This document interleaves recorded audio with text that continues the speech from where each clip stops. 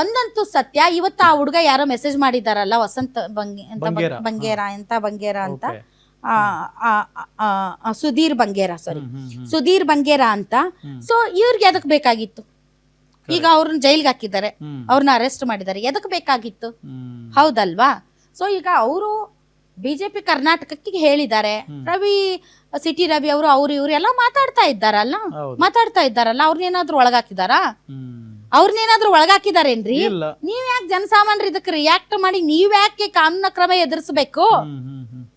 ಮಾತಾಡಿರೋ ಭಾಷೆ ತಪ್ಪಾಗಿದೆ.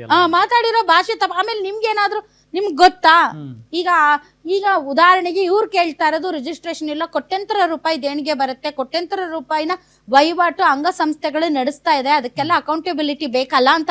ಸೊ ಮೂಲ ಸಂಘಟನೆ ಆರ್ ಎಸ್ ಎಸ್ ನ ವಿಚಾರಧಾರೆ, ಅದೊಂದು ಸಾಂಸ್ಕೃತಿಕ ಮತ್ತು ಒಂದು ಸಾಮಾಜಿಕ ಸಂಘಟನೆನೂ ಅಲ್ಲ, ಅದು ಒಂದು ಗುಂಪು ಅಂತ ಅವ್ರು ಹೇಳ್ತಾರೆ.